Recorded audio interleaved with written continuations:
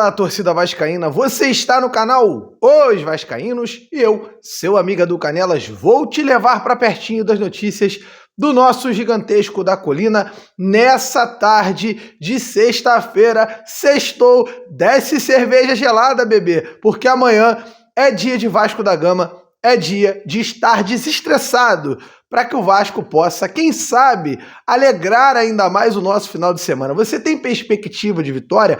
Acredita que o Vasco pode ir bem e vencer o Fortaleza lá? Deixe aqui nos comentários tudo o que você acha, a sua opinião, qual mudança você faria no time, e mudança vai ter e já é certa.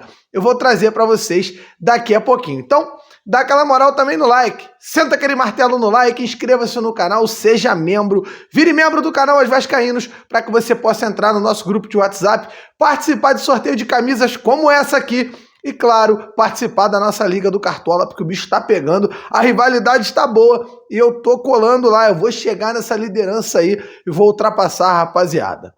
Gente, o Vasco divulgou a lista de relacionados para a partida de amanhã, os jogadores que irão viajar. E estão fora dessa lista aí o nosso querido Juan Seco. Todo mundo estava esperando que o Juan fosse e ele não vai. Robson sentiu durante a semana, também não viajou, já é mudança certa. Manuel Capasso terá a oportunidade de jogar como titular, além do suspenso Pedro Raul, que está cumprindo suspensão por 3 amarelos e não pode jogar na partida de amanhã. Então, temos novidades na lista de relacionados. Egnaldo volta a ser relacionado e o jovem craque, a joia da colina, Ryan, estará também entre os jogadores relacionados para a partida. O Vasco deve jogar com a escalação Léo Jardim, Capasso e Léo na zaga, Puma e Lucas Piton. Vai jogar no meio-campo com Jair, Barros e Galarza, e no ataque Figueiredo, Peck e Alex Teixeira. Você concorda com essa escalação? Você não acha que seria o caso de colocar o Orediano jogando por dentro? Qual a sua opinião em relação a essa escalação? Eu vou dar a minha. Minha opinião, me preocupa um pouco observar que teremos Puma na lateral direita, um jogador que vem demonstrando muitos defeitos e muita dificuldade, uma deficiência ali no setor defensivo. E vamos jogar contra um Fortaleza de transição rápida, um time muito veloz, um time que tem um Moisés jogando na ponta esquerda de forma muito rápida, muito veloz, um jogador que vai dar trabalho. Então, eu fico muito preocupado de observar esse time aí com algumas deficiências defensivas. Outra deficiência defensiva que eu vou pontuar aqui, e você pode discordar de mim, é a ausência do Rodrigo no time titular.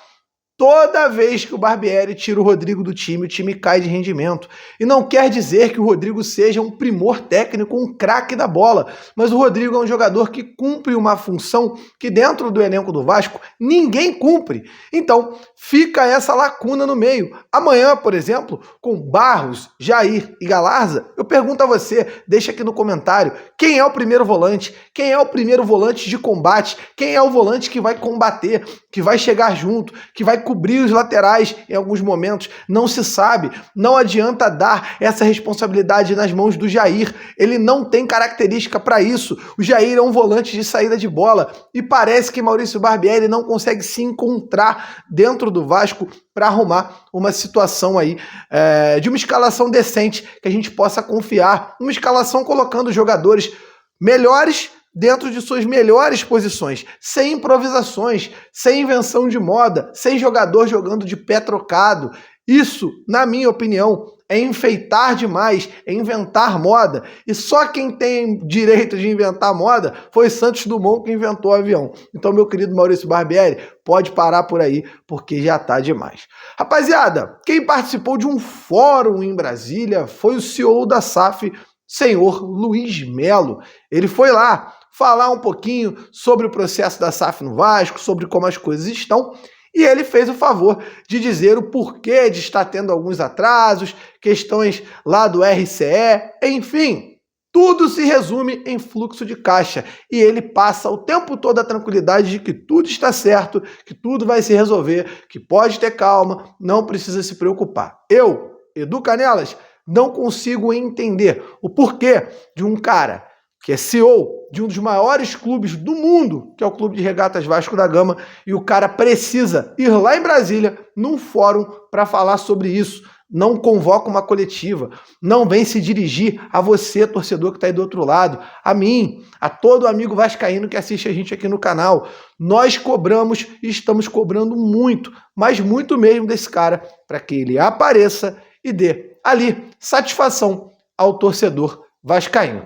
Rapaziada, uma novidade trazida pelo GE, inclusive, é a manutenção do interesse do Vasco pelo volante Gustavo Cuejar.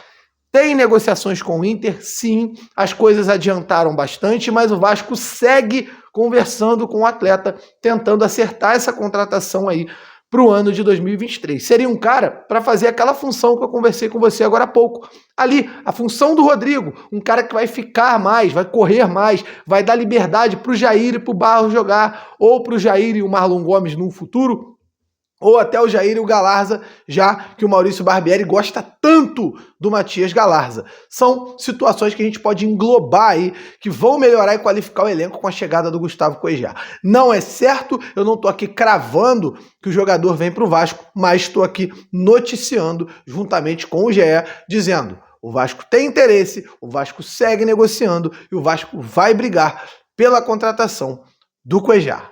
Oi, tô finalizando o nosso vídeo da tarde, diretamente da roça, tive que vir aqui resolver um probleminha, então justamente por isso não deu para encerrar o vídeo de casa, mas eu vou deixar para vocês aqui no final do vídeo do canal Os Vascaínos o que o Luiz Melo falou a respeito de grana lá no fórum que ele estava em Brasília, e eu quero que você coloque aqui embaixo a sua opinião. Ainda não sabemos se terá live hoje no canal, mas caso venha a ter live, estaremos divulgando de forma ampla para todo mundo, para que você fique ligado. Então, obrigado por assistir o vídeo até o final. E olha aí, no final desse vídeo, o Luiz Melo falando sobre grana e sobre o atual momento da SAF do Vasco da Gama. Tamo junto, um abraço, valeu!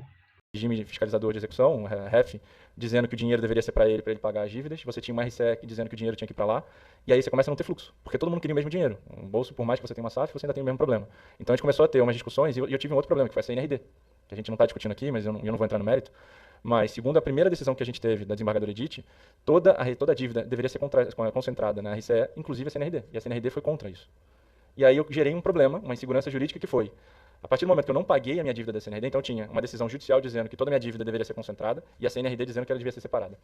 Quando eu coloco isso na prática, a CNRD fala: não, eu não vou entrar na fila normal, eu tenho que pagar, são dívidas esportivas. Então eu vou te dar um transfer ban.